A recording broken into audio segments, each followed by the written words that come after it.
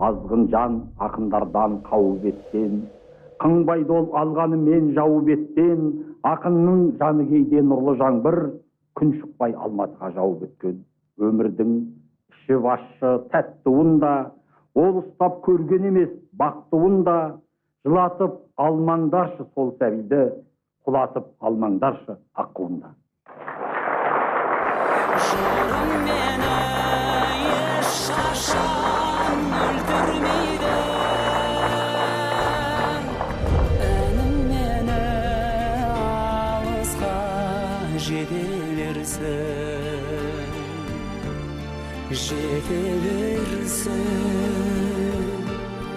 қайран менің жүрегім. Адамға ең керегі бір ауыз жылы сөз ғой. Аманбысыз, қалыңыз жақсы ма? Жақсы жүріп жатсыз ба? Күннің астында ұзақ өмір сүріңіз деген сөзді адам бір-біріне аз айтқаннан кейін өмір қысқа ма деймін. Егер көңіл күйің болмай отырып, сондай сөзді өзің жақыныңнан, жақсы көретін кісілерінен естісе, адамның өмірі ұзара береді ғой деп ойлаймын. Адам бірін-бірі, адамдар аштыққа да көнуге болады. Бірақ мына сөз арқылы бірін-бірі еңдеп, бірін-бірі жетелесе, ұзағырақ өмір сүреді. Толконский ғой деймін, оқ дейіп жатады ғой. Аспанның биік екенін көріп жатады ғой таңғалып. Сол сияқты қарауға уақытымыз жоқ қой. Әйтпесе дүние сұлу ғой. Осыған бір күн сүріп кетудің өзі үлкен бақыт. Әр күніме мен ризамын. Әр күніме таңертең Алла көріп жеткеніңе ризамын деп айтамын. Мен Құдайға сенемін, мен тағдырға сенемін. О дүниеде сол дін айтқандай болса екен деп тілеймін. Өйткені о дүниеде көрсем дейтін кісілерім көп. Шынымды айтайын. Мен ата-анамды, өз туған ата-анамды тіпті титтей күнімде жоғалтқан кісім. Одан кейін басқа, мен ол кісіні басқа деп айтамайым. Ол да менің туған анам, метіркемде бәрі солай жазылып тұр. Сол кісінің тәрбиесінде өстім, сол кісі жеткізді. Оны маған өгей еді деп айтуға тілім бармайды.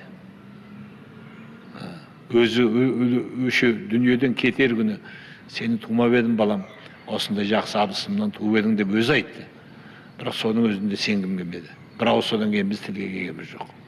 Енді сол анам өзі рұқсат еткен соң, менің де туған, басқа да туған кісім бар еді деп пәне айтам. Айтпайтын болса, мен өзім мынау өгей шеше, ол өгейлік жасайды деген былшыл әңгіме. Жақсы кісі, бүкіл қазақ, бүкіл баланы осы бауырына басып тұратын еді менің анам. Мен қымқабанамды бүкіл ауылды балалар жақсы көретін еді. Мен сондай бір мейірімді кісі тәрбиелеп өсірді. Мүмкін өзімнің мейірімді болуымның өзі соның арқасы шығарды. Екі әкенің, екі ананың ұлымын, екі ананың бірдей алдым жылуын, екі әкенің өжеттігін алдым мен, екі әкенің жығылмаған туымын. Туған әкем күні жетіп ерте өлген, орын тапты менің туған өлкемнен. Інісіне бала болып мен қалдым, сол інісі табыстырды ертеңмен. Туған анам, есімді оның түртісі, есімді оның сәл жымиған күлкісі. Мен көшеден шаң-шаң болып оралсам, маған құшақ жаятұғын бір кісі. Ол да кеткен, бұл дүниеден тым ерте, көз алдымда қалып қойды көлеңке. Оны далды құшағына қара жер, оны далды құшағына кемелге. Өмір қалай анашымды жатсынған, неге айырған менің жалғыз жақсымнан. Бұл дүниеден көзін мәңгі жұмарда, ол да мені келініне тапсырған. Шешең кім деп сұрай қалса кімде-кім, шешем менің сиыр сауып жүр дедім. Өз анамды ұмытпасамды ұмыттым, өз анамды біле тұрып білмедім. Әкең кім деп сұрай қалса кімде-кім, әкем менің жер суарып жүр дедім. Өз әкемді ұмытпасамды ұмыттым, өз әкемді біле тұрып білмедім. Мөлдір жасқа жүзімді ерте боядым, жүрегімді қайда тығып қоямын. Мен аядым әке болған ағамды, ана болған жеңгемді мен аядым. Екі бірдей, қуаныштай, өмірдей. Екі әкеге бала болдым мен бірдей.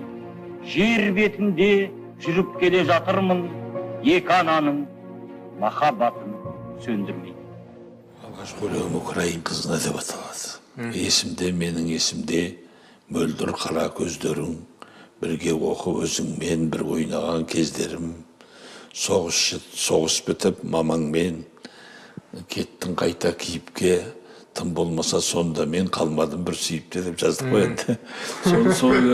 Сол өлеңімді неге жіберсем, осы қазіргі Жетісу газеті, ол кезде коммунизм таңа деп аталады. Солар басыпты. Еш уақыт армандап көрген жоқпын. Бастық болсам екен, мәнсапты болсам екен, маған біреу бағынышты болса екен деген. Әр уақытта да әйтеуір айда жүрсем де өлеңіме зияным тимесе екен. Өлеңімді қорғай жүрсем екен деген болды. Ал Балдырғандағы келгенім, алдында да мен өзім пионерден бастадым ғой жұмысты негізі. Пионер журналында 3 жылдай жұмыс істедім. Алғаш Лениншаста 2 ай істедім, 2 ай 2 күн. Сосын пионер журналының редакторы Рахметулла Нұрысып деген ағамыз шақырып соған бардым. 3 жылдай істеп, содан кейін барып баспаға ауыстым.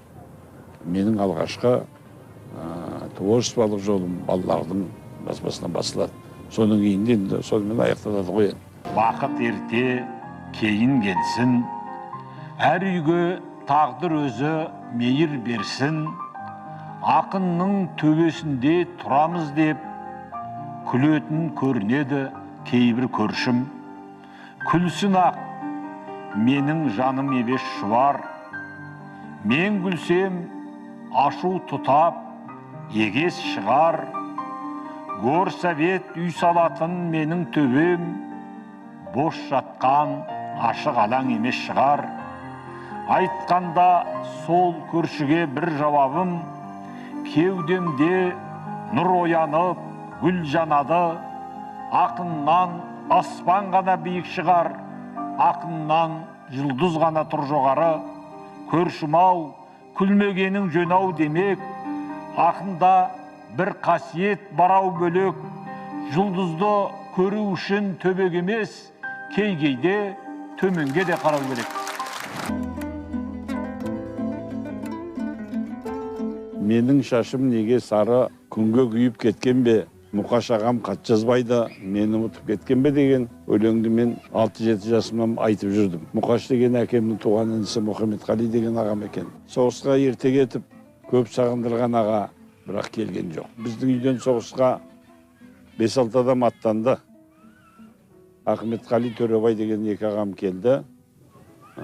Өзімнің әкем Молдағали, оның інісі Мұхаммедқали, Қожан соғыстан оралған жоқ. Оларды күту, көрсем де армандау, сөз жоқ көңілге мұң боп шөгеді екен. Атамды, апамды, әкемді, балаларымды көп жырлаған, көп жырға қосқан адам. Кейде сол үшін мені кей сыншылар сынап та жүреді. Бірақ мен енді өзім жақсы көрген нәрсені, өзім жақсы көріп аялаған адамдарымды жырға қоспасам, онда қалай болады деп ойлаймын. Қызық емес өмірдің ендігі әні, тойға дейлеп достардың келді бәрі, асқарында 60-тың тұра бермей, 75-ке келгенім кімге дәрі. Көңілім көп нәрсеге қуанбайды, серік еткім келеді туған айды, ұшқанда қайда барам, Алатаудың қайшыны күтіп жатыр Тұманбайды. Аққу болып ұшып жүр күш көгінде, бала болып бал шырынды ішпедім бе? Аллам өзі жіберген жақсыдай болып, біраз жүре тұрайын іштерімде.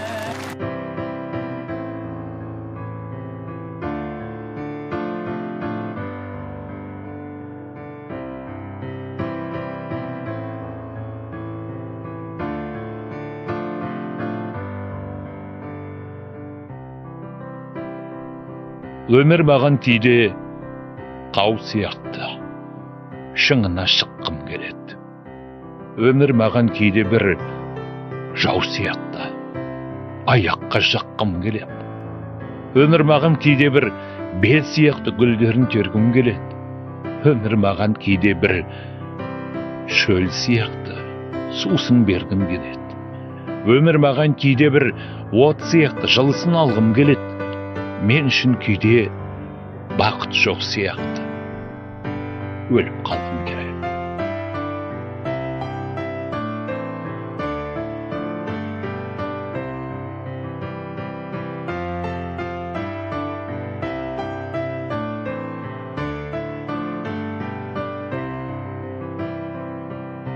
Өмір маған кейде жақсы дос сияқты күнде көргім келеді. Өмір маған үлкен түйірбен көш сияқты жетектегім келеді. Өмір маған кейде адал жар сияқты еркелеткім келеді. Мен күткен бір бақыт бар сияқты ерте жеткім келеді. Өмір маған кейде сұлу қыз сияқты құшақтап сүйгім келеді.